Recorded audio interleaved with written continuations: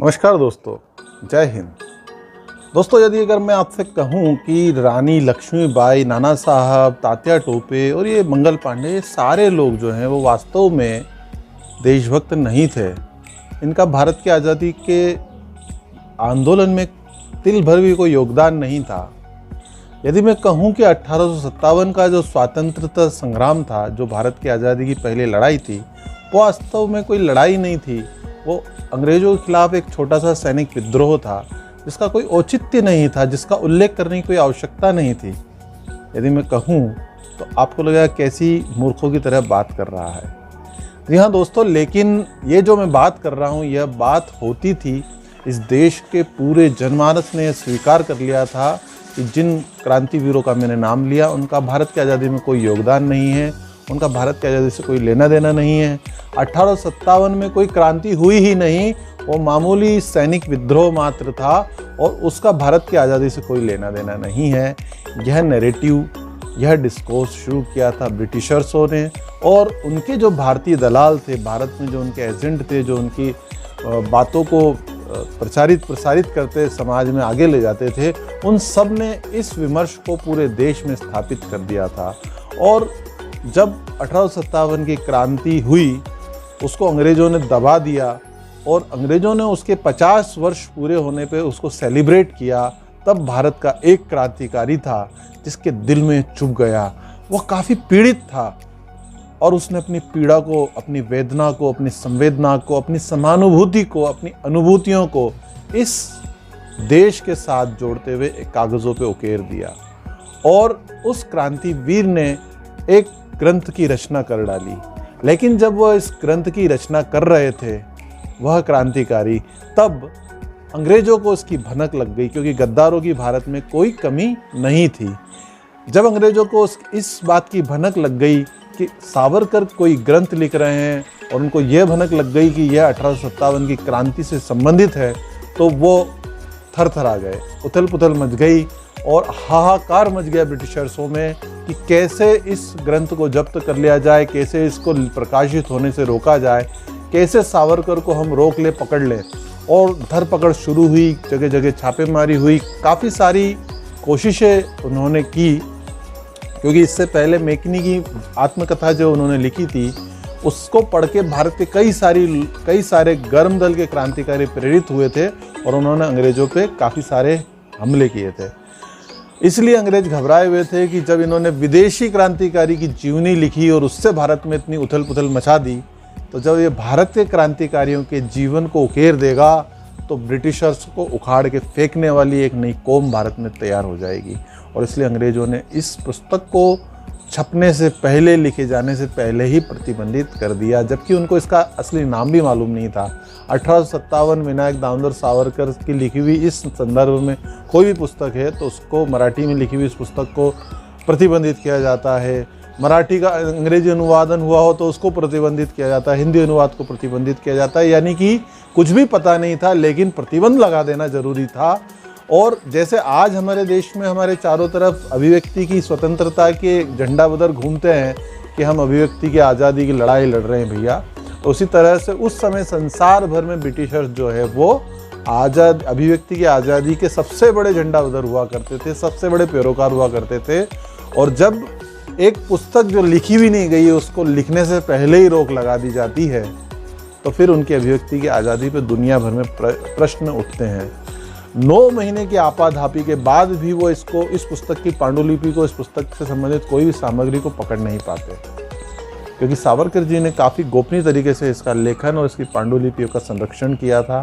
फिर उन्हें खबर लगी कि मराठी से ट्रांसलेट होने के लिए यह भेजी जा रही है देश में अन्यत्र स्थानों पर। पूरे देश भर के डाकघरों में मराठी भाषा समझने वाले लोगों की नियुक्तियाँ की गई, ताकि मराठी में अगर कोई भी सामग्री प्रकाशित होने या इधर से उधर जा रही हो, उसे रोका जा सके, क्योंकि विनायक दामोदर सावरकर का लिखा हुआ अंग्रेज़ों को बहुत भारी पड़ने वाला था, यह वह जानते थे।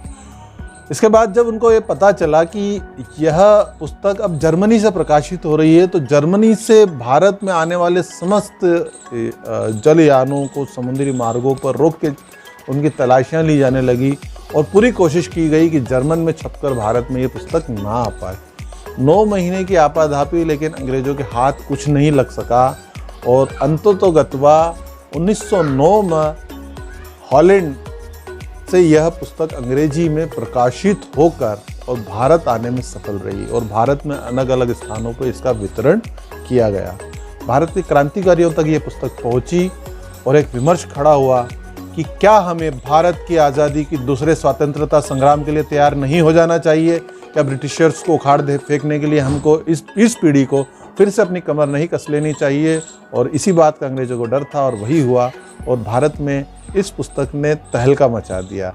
अब अंग्रेज़ों के पास एक समस्या थी, वे जानते तो थे ये पुस्तक सावरकर ने लिखी है, लेकिन वह इसको सिद्ध नहीं कर पा रहे थे क्योंकि इसके लेखक के रूप में सिर्फ एक राष्ट्रभक्त क्रांतिकारी यह संबोधन लिखा हुआ था लेखक का, यही परिचय था।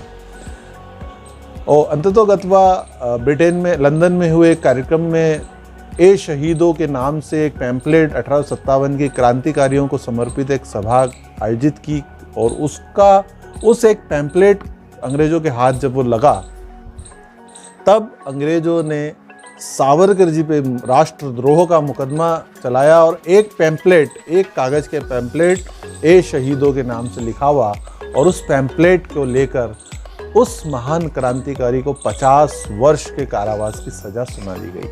आपको यकीन नहीं होगा दोस्तों, एक पैम्पलेट के लिए उस महान क्रांतिकारी को 50 वर्षों का कारावास दिया गया।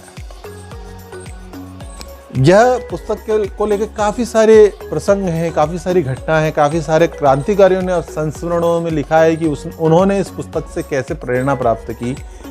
यह वह पुस्तक है 1857 का स्वातंत्र्य समर, वीर विनायक दामोदर सावरकर की लिखी यह पुस्तक। एक संस्मरण राजाराम शास्त्री नाम के एक समाजवादी नेता जो भगत सिंह के साथी रहे, उनका भी इसमें उल्लेखनीय है। उन्होंने कहा कि भगत सिंह के हाथ ये पुस्तक एक बार लग गई और वह इसे लेकर मेरे पास आए। उन्होंने मुझे बताया, मैंने उनसे काफ़ी याचना की, तब उन्होंने केवल 36 घंटे के लिए पुस्तक पढ़ने के लिए मुझे दी, क्योंकि यह पुस्तक उन्हें भी किसी ने कुछ समय के लिए पढ़ने को दी थी। जब वो पुस्तक को पढ़ चुके थे तो भगत सिंह ने आके उनको एक प्रस्ताव दिया कि क्यों ना हम इसका प्रकाशन कराएं, और योजना बनी। कई दिनों के परिश्रम के बाद इसके प्रूफ तैयार किए गए और इस पुस्तक को पुनः छाप दिया गया और इसकी कीमत 2 खंडों में से छापा और प्रत्येक खंड की कीमत 8 आना, एक खंड की कीमत और दूसरे खंड की कीमत भी 8 आना रखी गई और इसको बेचा गया।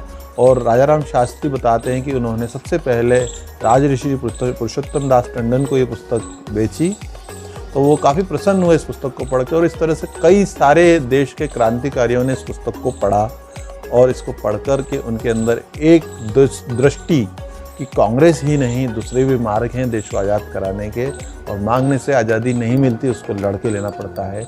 यह प्रेरणा इस पुस्तक ने दी है। लेखक परिचय की बात करें तो मैं इस पर एक अलग से वीडियो बनाने वाला हूँ। सावरकर जी को वैसे भी कौन नहीं जानता, उनकी लेखनी चलती है तो हमारे रोंगटे खड़े हो जाते हैं, वो दृश्य जीवंत हो उठते हैं। हम सब चीज़ों को देखते हैं, महसूस करते हैं, हम रोमांचित होते हैं, हम कँपाने लगते हैं, हम गदगदाने लगते हैं, हमारे अंदर रक्तचाप हमारा बढ़ जाता है, हमारी धड़कनें बढ़ जाती हैं। उस लेखनी के महान लेखक, उस क्रांतिकारी के बारे में एक अलग से मैं वीडियो बनाने वाला हूँ। तो लेखक परिचय मैं बहुत विस्तार से नहीं बता रहा हूँ, सिर्फ नाम ही काफ़ी है। स्वतंत्र वीर विनायक दामोदर सावरकर वह इसके लेखक हैं और यह जो पुस्तक है इसका नाम है 1857 का स्वातंत्र्य समर। 3 भाषाओं में इसका प्रकाशन ज्ञात रूप से हुआ है, अन्य भाषाओं में भी हुआ है, लेकिन हिंदी, मराठी और अंग्रेजी में इसका इसकी पांडुलिपि मराठी में है, बाद में इसका अंग्रेजी और हिंदी में अनुवादन हुआ है। दोस्तों, भाषा एकदम सरल, सहज और सुगम्य है। कोई भी पाठक इसे किसी भी उम्र का, किसी भी समझ का व्यक्ति इसे पढ़ सकता है और समझ सकता है। साथ ही पुस्तक की रचना में 4 खंडों में पुस्तक को विभाजित कर दिया गया है और पहले खंड का नाम रखा है ज्वालामुखी। उसमें पृष्ठभूमि बताई है कि भारत में जब अंग्रेजों का राज्य स्थापित हुआ उसके बाद किस प्रकार से भारतीयों के अंदर अपनी स्वतंत्रता को लेकर ज्वालामुखी धधक रहा था, उसकी एक पृष्ठभूमि तैयार की है। और जिसका दूसरे खंड में विस्फोट नाम से अगला खंड लिखा है, जिसके अंदर यह ज्वालामुखी जब फटता है तो इसके फटने से किस प्रकार का क्रियाकलाप हुआ, किस तरह की गतिविधि हुई, किस तरह से क्रांति हुई, किस तरह से लड़ाई लड़ी गई, कई सारा संघर्ष हुआ, कई सारे बलिदान हुए। अग्नि कल्लोल नाम का तीसरा खंड है जिसमें संघर्ष का अंतिम क्षण, यानी सारी लड़ाइयों में अलग अलग क्षेत्रों में जो लड़ी जा रही थी, रानी लक्ष्मीबाई, नाना साहब, पेशवा तात्या टोपे और इस तरह सभी लोगों के बारे में उल्लेख किया है, हिंदू और मुसलमानों सभी का, जिसमें जिसका जो योगदान था, निष्पक्ष होकर एक तार्किक एक डॉक्यूमेंट की तरह इसको लिखा है। इसलिए हम कहेंगे कि ये एक नॉन फिक्शन नॉवेल है, यह एक शोध ग्रंथ है सावरकर जी का। और अंतिम अध्याय में एक अस्थायी शांति की बात कही और अस्थायी शांति के नाम से चौथा अध्याय इसका लिखा गया है। और इस रूप में यह पुस्तक लगभग 424 पेज पृष्ठ है, इसमें हिंदी का जो संस्करण है। 200 रुपये मूल्य इसका रखा है प्रभात पेपरबैक्स या प्रभात प्रकाशन ने। और मैं आपको सलाह दूंगा दोस्तों कि एक बार अपने जीवन में इस पुस्तक को ज़रूर पढ़ें। हम जिस आज़ादी को भोग रहे हैं, जी रहे हैं, इस आज़ादी को कितनी कठिनाइयों से हमने पाया है और इसकी शुरुआत जब हुई तो कैसे हुई, ये हमें जानना चाहिए, इस पीढ़ी को जानना चाहिए। पुस्तक समीक्षा के इस अंक में यहीं अपनी बात समाप्त कर रहा हूँ। अगले अंक में फिर मिलेंगे किसी एक नई पुस्तक के साथ। एक अनुरोध सबसे करूँगा, अगर आपने अभी तक अपने इस चैनल को सब्सक्राइब नहीं किया है तो कृपया फन बन्नाट को सब्सक्राइब कर लीजिए और पास में बेल आइकन को दबाकर हमारी सारी अपडेट्स आप प्राप्त करते रहेंगे, इसलिए बेल आइकन को दबाना भी ना भूलें। जय हिंद, वंदे मातरम।